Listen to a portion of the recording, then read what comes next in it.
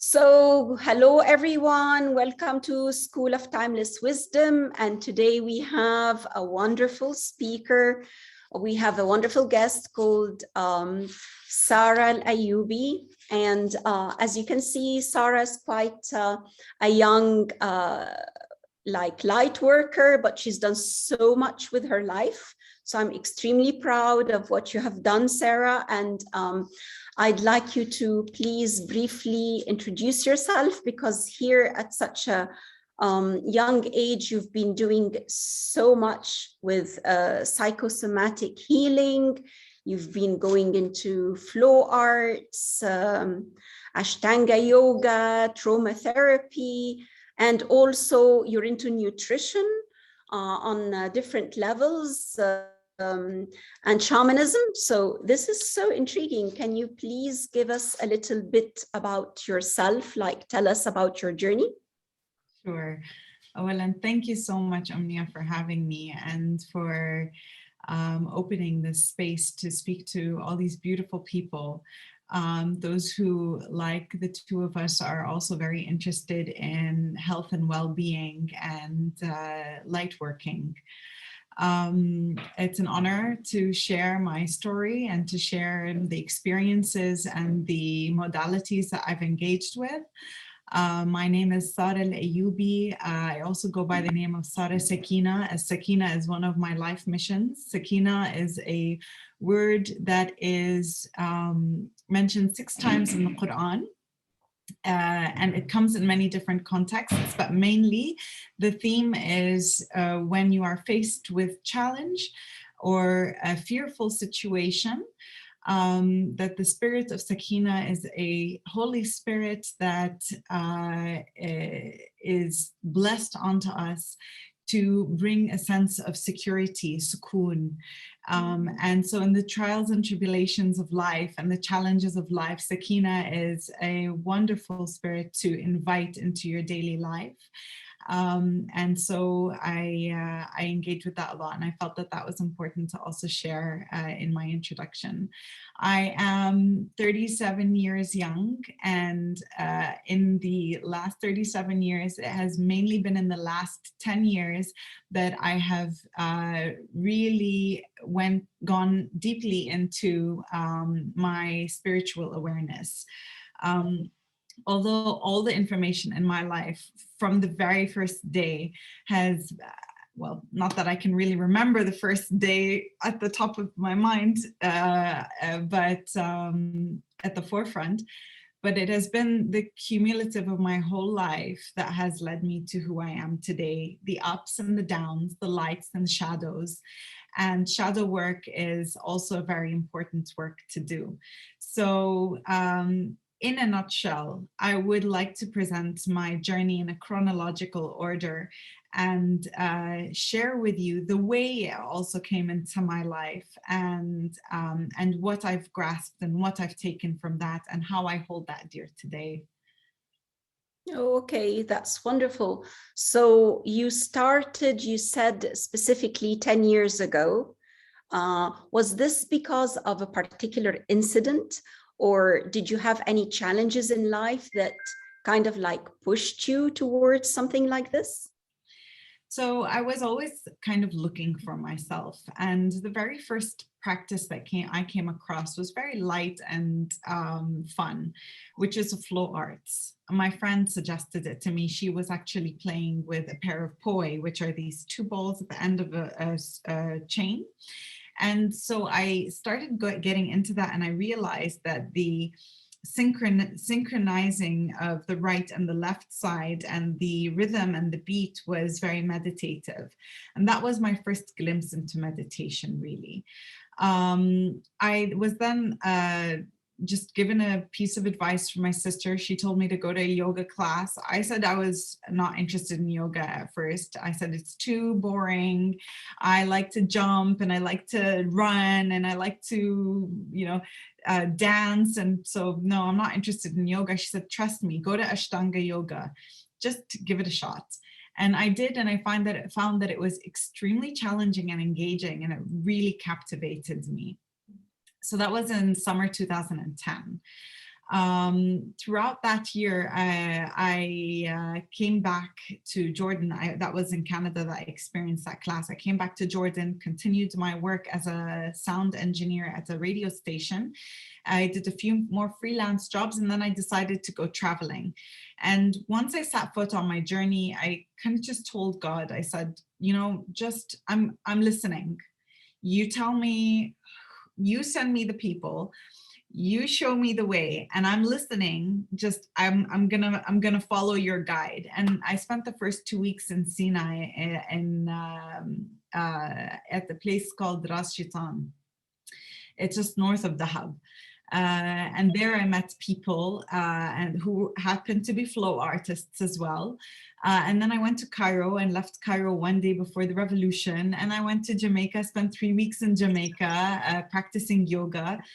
And then I went to Costa Rica, Panama, and then Costa Rica. But it was really in Costa Rica that I had a really deep spiritual awakening. That was when I, for the first time in my life, really, the veil had been dropped at some point.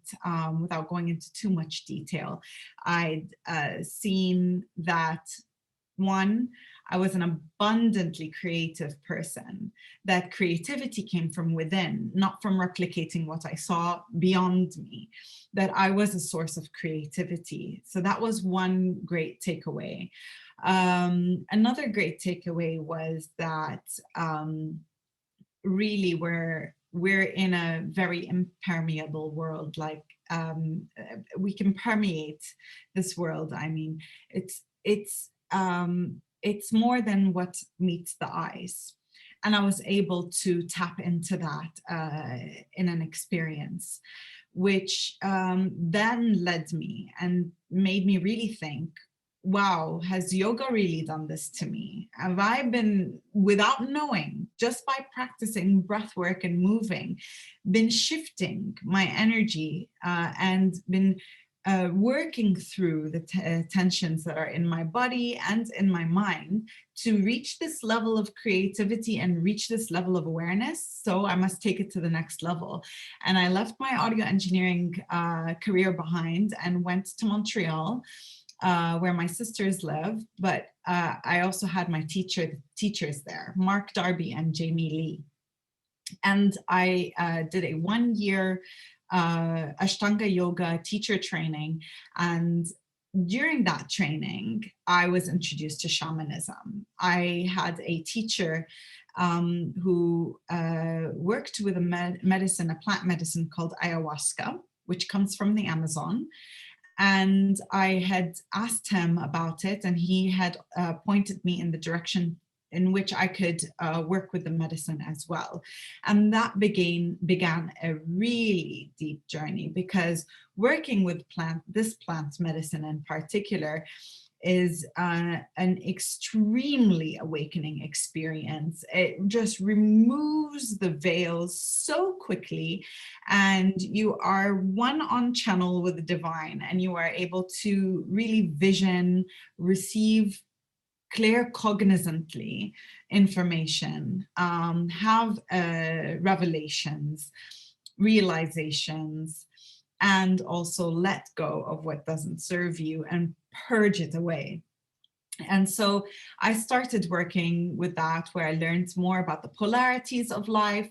I learned about what is the meaning of love, truly, like unconditional love. I saw that in personifications during my sessions between the father and the daughter, the way a father and a daughter share love, how a father shares or experiences love with a dog, and which was very beautiful to witness.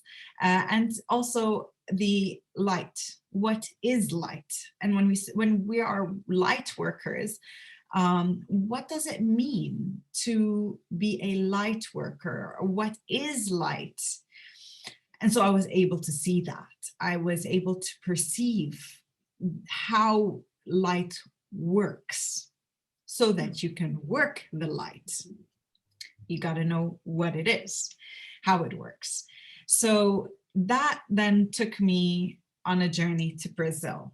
And in Brazil, I continued to work with ayahuasca, but I also met different shamans who had different skills. And so kept unfolding. I kept seeing and meeting different light workers, different healers, including healers who do magnificent work like psychic barehanded surgery, which I couldn't believe my eyes when I saw it, then experienced it, that it actually exists. And how also this world and this life protects these people in only bringing and channeling to them the people who are meant to experience this at the right time. There is a very magnificent way in which this synchronicity happens in working between healers. Healers go from healer to healer. It's a healer to healer network, really. And healers go from healer to healer, picking up lessons and experiences that shift them forever, changes your own algorithm of being. And so in this unfolding, I went from shamanism to then, so first from flow arts to yoga, yoga to shamanism.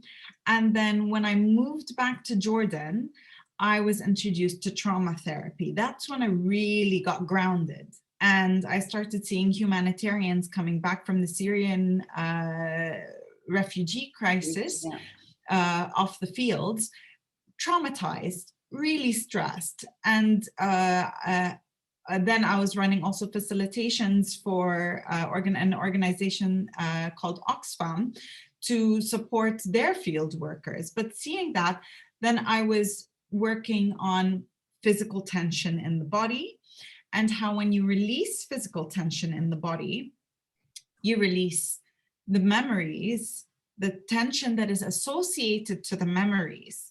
So you're not erasing your memory of what happened. You will always remember what happened, and you will always hold those lessons dear. But when you work with tension releasing exercise and trauma therapy, what you're actually doing is you're releasing the tension that's associated to the memory. Therefore, when you come back to the memory, it doesn't trigger you the same way. You can breathe through it. You can acknowledge it, see it, and let it go without it bringing anxiety up for you. So when I had that experience in learning these techniques and then actually seeing them being applied to humanitarians and to others, I was really amazed with what the body can do. The body has this incredible ability to heal itself. And when we pick up tools along the way, then we know when to use what tool when. And that is, in my opinion, as a healer and as a light worker and as a trauma therapist, is if you are on the path to healing and you want to even heal transgenerational trauma, then picking up the knowledge of what tools exist and then pursuing them and investing in actually learning these tools, how to apply it to yourself first, because you are the only one who can heal you. And that's one of these universal laws, is no one can heal you but yourself. Is picking up the tools, applying it, learning it, then embodying it. Are you able then to reach that level of healing? And whether it's through superfoods with medicinal mushrooms, or whether it's breath working for your nervous system, or whether it's yoga for your musculoskeletal system and for your organs, or whether it's shamanism for your pineal gland and your mind and your timeless existence, your Akashic records, for your, then you know where you need to go, what you need to do when. So you're having a bad day at work, lots of anxiety in the air. People are, let's say you're working an office job, for example. People are tense, there are deadlines to meet, they're pushing on each other, you know, people are trying to put up boundaries at the same time to protect themselves. You get to your desk and you're like, oh my God, like, this is too much. It's just too much pressure. And you'll need to know what you need to do so that you can get rooted, get grounded, diffuse that extra energy that's not really yours, but you got to work with. Know how to restore your autonomic nervous system. That's a huge one. Just knowing how to restore your nervous system is a major asset in this life. Being able to then engage consciously with your power of compassion for others, and then being able to meditate for a short period of time to be able to restore your brain waves so that you can jump back into the game and be the facilitator. And in a way, being a light worker is being a facilitator all the time. Whether you're a parent or you are a teacher or you are a student, you're facilitating, or you're just a part of a team and doing some team building or whatever it is, you're facilitating. You're a medium, you're an in-between. So knowing how to shift your energy, knowing how to position yourself, knowing how to perceive, how to engage with all your spiritual senses. And what are spiritual senses? Claircognizance, the ability to understand. Clairvoyance, the ability to see, to be able to see the truth. Clairaudience, perhaps some people have the skill of clairaudience, is being able to listen, to hear the thoughts, to hear the communication come through, whether that's from your higher self or from beyond the veil in some way, or from the immediate environment around you, from other people. Don't always know where it comes from, but if you can listen, you may be able to hear it. And clairsentience, the ability to feel, to have sensation, to feel the sensations, and to be open to that, to be inviting towards it, and at the same time, to still be able to be grounded. It's so important to be grounded when you're doing work. And my number one grounding tool is yoga, because it is so in the body. The body is a tool. So that puts my work in a nutshell. The one more important practice that I've acquired in the last 10 years, other than I've also done different massage therapy and touch therapies, but a tool that can really benefit you is revelation breathwork that I've learned from Jason Amoroso. And he's in California. Revelation breathwork is a breathworking technique. It's very, very simple. You inhale into the belly, then you inhale into the chest. So you open, receive, and then you exhale, release. And you keep breathing that way for 25 minutes, leading up to a primal scream. Now that needs a facilitator to be able to experience that. Either by joining one of the group classes online on Zoom, or having a facilitator like myself. I'm a certified facilitator for that. And being able to go through revelation breathwork, which you really boost your energy and raise your vibration, and then be able to discharge energy that does no longer serve you, which is very, very highly consciously active practice. Let me just say that I did actually take I can testify for this, because I had a session with Sara just 2 days ago, and it is amazing. Okay, I'm telling the school it is amazing, and I hope you share some of your tools with them today. I just didn't want them to be overwhelmed with all the terminology that you've used, but I hope they're taking notes. At least it's being recorded. But I would actually just to want you to explain to them, because here you're a psychosomatic healer, and I know that they will ask, what is psychosomatic healing. And it's basically, very simply for the whole group, it is kind of like, it's when body symptoms are created by mental or emotional imbalances. That's just to put it in a very, very simple manner. And here, as I've understood from Sarah's journey, is that you've gathered yourself through flow arts, Ashtanga Yoga, trauma therapy, like you've done so many tools. And is it true that you've developed your own psychosomatic healing way that you call the Sakina Wellness? Because under psychosomatic, so many things fall under it, from psychotherapy to psychoanalysis, even to hypnotherapy, cognitive behavior therapy, and so on and so forth. I can go on and on. So the method that you use, Sarah, if this is your own making, or it's a cocktail of things, and we'd like to know this, and I would like to request that you actually just share with this group some sort of technique to help them. So Sure. So psychosomatic healing, if you want to break down the word and think of it this way, it's psycho, which would refer to the mind. Somatic is the body. So you're using the body to reflect into healing the mind.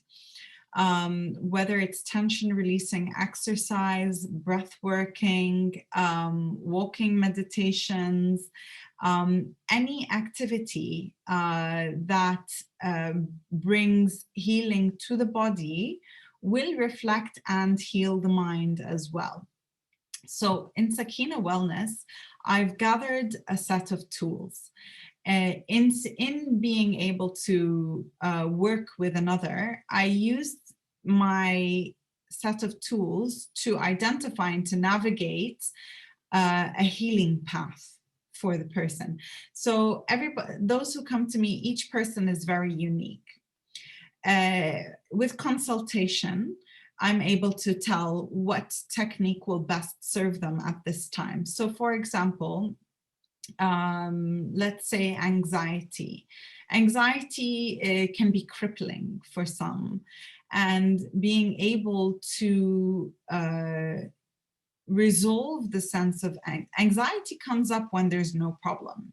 There's no visual, no actual scenario playing out, but the body is responding as though there is a crisis happening that needs to be responded to. So the mind and the body are not on the same wavelength at this point. The body is saying something's wrong, something's going to happen, be alert, red alert, red alert. And your mind is like, I don't see a problem here, but I really don't feel comfortable anymore. And my body is just acting up. So for example, there's that, in which in this case, we're now looking at tension releasing exercise, as well as a reset, autonomic nervous reset breath work. Now, I won't be able to teach you tension releasing exercise in this session, but I will be able to teach you how to reset your autonomic nervous system, because it's very, very simple. And I think this may be one of the best techniques that you can learn in your lifetime whenever, and you can use it at any time, of course, just not when you're driving, but you can use it at any time. And it works very quickly. So all you need is about 3 minutes of your time to go through the sequence. And it's simple. You inhale for a count of 6. You hold your breath, bringing your chin down for a count of 6. You lift your chin up, you exhale for a count of 6, and you repeat. Inhale for a count of 6. Hold your breath. Tuck your chin in, count of 6, lift the chin up, count of 6, exhaling, and then you inhale again. So we can do that all together. I'll guide you through it. So we're going to take, first, I'm going to invite you to close your eyes. Allow your energy to turn inwards to your body. Become aware of your internal presence.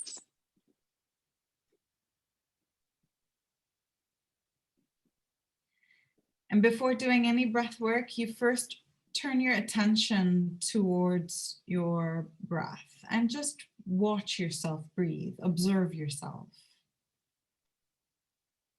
Observe how the breath goes in, how you take that inhale, and how you take that exhale. Your next inhale, you take a little bit deeper, and you exhale all the way out. And then you begin, you inhale, 2, 3, 4, expand as much as you can, 5, 6. Hold your breath, tuck your chin down, 2, 3, 4, 5, 6. Lift your chin, exhale, 2, 3, 4, 5, 6. Inhale, 2, 3, 4, 5, 6. Tuck your chin in and hold your breath. 2, 3, 4, 5, 6. Lift your chin, exhale.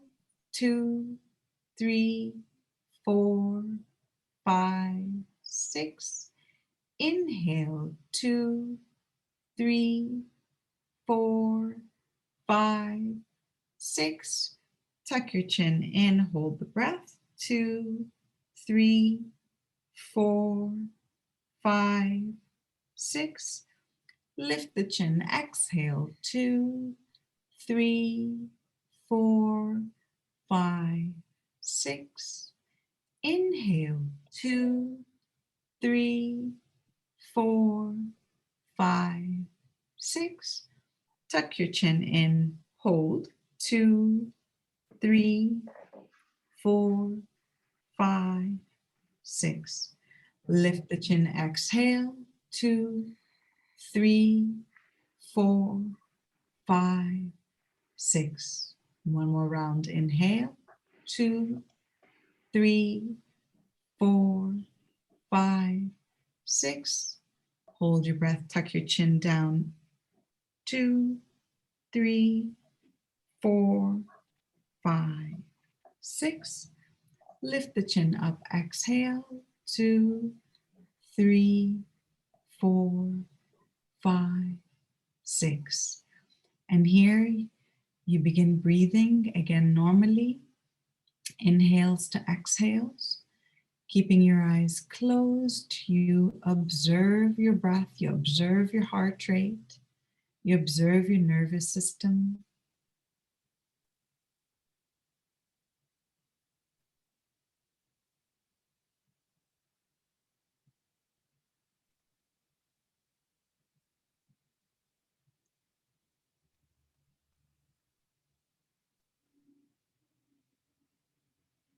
And I invite you to open your eyes.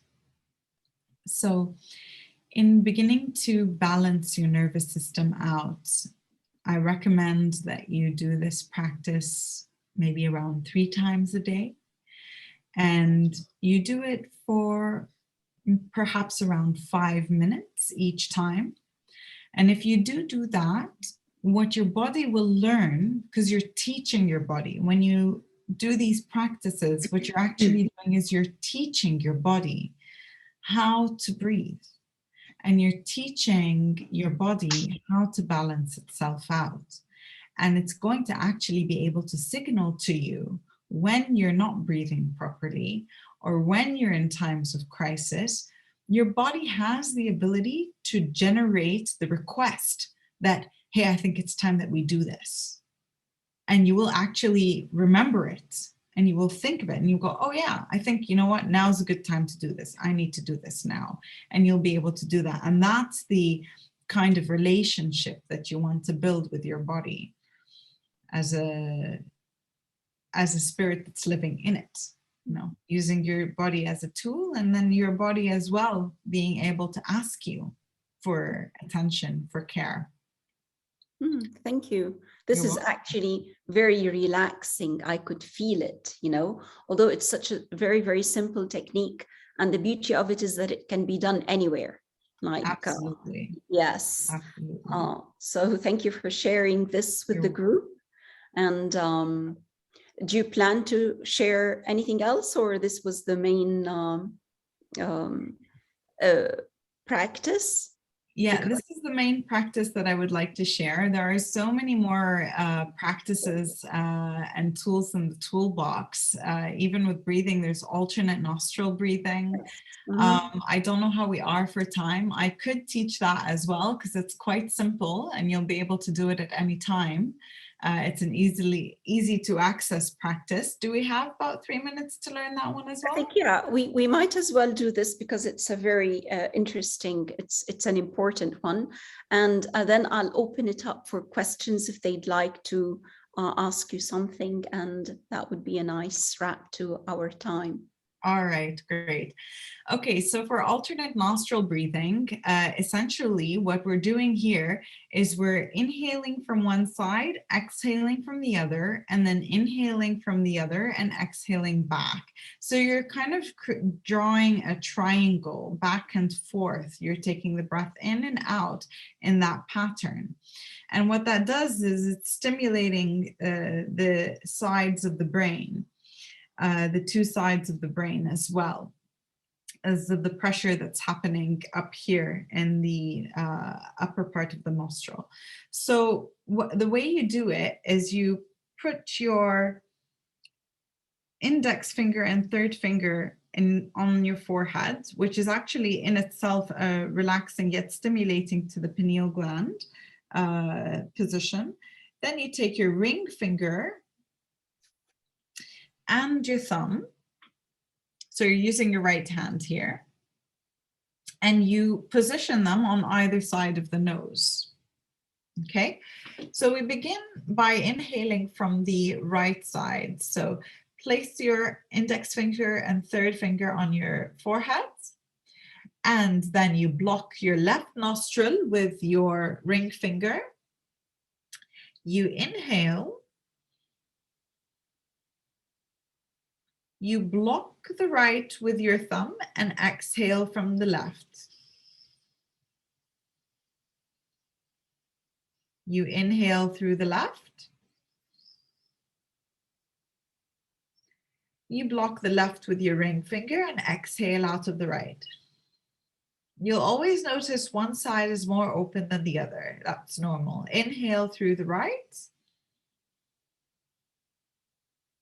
You do this with your eyes closed. Block the right. Exhale out of the left. Inhale through the left.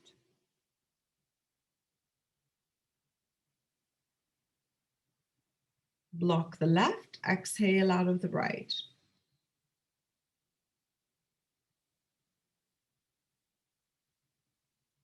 Inhale through the right.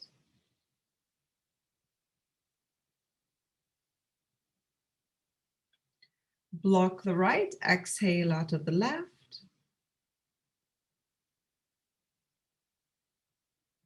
Inhale through the left.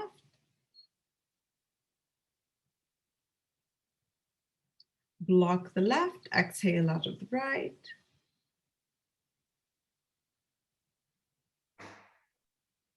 One more round. Inhale through the right.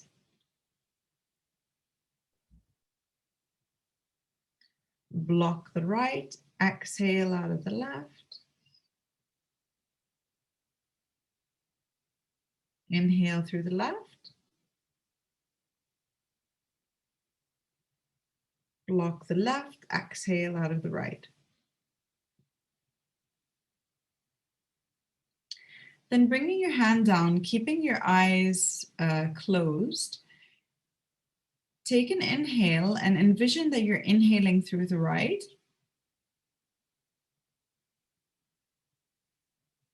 You're lifting the breath all the way to the forehead, and then exhale, you're exhaling out of the left. Inhale through the left.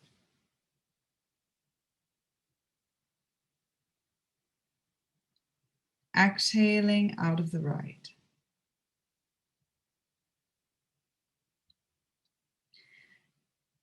And you may open your eyes. You may notice that you'll have better clarity of vision. You'll notice that you're more relaxed, but you'll also probably notice that you're a lot more focused. And this is a great hack for when you need to focus on work, to get grounded, to get calm, and to get focused for writing, reading, engaging in an important call and meeting. That's a great way to get ready.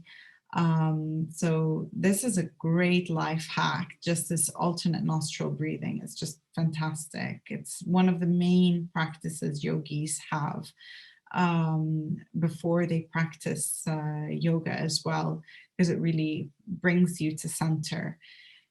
You almost can't run away from it and think of something else. It's quickly occupies the mental scape and fills it with this readiness to be present. Yeah. Thank you, Sarah. Thank you very much. And I can tell that the people here, the members of the school, are aching to ask you questions, and they've already done so in the chat box. So if you feel like asking Sarah or just writing the question, that should be fine. I've got a question here about Minosh, and she's saying, what does slow alternating serve versus the fast one? Versus which fast one would be my question. Minouche, would you be able to elaborate further? Yeah, can you hear me? Yes, hi. Hi, how are you? Thank you so much for the practice. So, I was taught the pranayama, or like the alternating breath, slow and fast. I just don't know when to do it slow and when to do it fast. Like the same you've done. So the but same faster. technique but applied quickly? Yes. Okay, to be frank, to be honest, I would not recommend it to be quickly. It is one of those practices that needs to be slow. My teachers have never brought it forth to me quickly. The only quick pranayama, there are actually quite a few quick pranayama practices, such as the breath of fire, which comes from the belly. Now, in general, to be able to serve your question and to be able to answer it on a fundamental level, fast breathing often is burning through something. So you're presenting an elevation of nervous energy, highly stimulating, and bringing more fire into the body. So it's going to really burn through the nadis, the energy passages in the body, which is very elevating, and it can also get overwhelming too. So it can really get you in a way high in the mind. So in a sense, fast breathing would do that. Breath of fire in its fast form is extremely stimulating to the solar plexus and to the fire energy in the body. So in yoga in general, we're looking at the different elements, mainly fire and earth and air. And then, of course, the water is part of the system, moving the water through the lymphatic system. It's the most grounding, which is why we have yoga, asana, movement. But slow breathing will always tone the parasympathetic nervous system, which is the calming. The sympathetic is the stimulating. And fast breathing will stimulate the sympathetic nervous system. So those are the two main directions. Also, slow is more grounding, fast is more elevating. It's more into the fire and the air energy. So you can see it in that way. Well, we've got actually an interesting question here. Roba is asking, what other than yoga tools can help us ground? So there's a practice called the elephant walk, for example. There are lots of grounding tools. A really great one is the elephant walk. So I'm going to demonstrate it actually. It's quite fun. You stand on your feet, and let's see if my light will serve us a little bit better. All right. Okay. So you stand on your feet and you slightly bend your knees. You find your center of gravity. And now what elephants do that humans don't do is they place their foot in front of them first, and then they shift their weight forwards. Then they pick up their back foot once their center of gravity, they've got their center of gravity on the foot. Then they place their foot ahead of them, and then they shift their weight forwards again.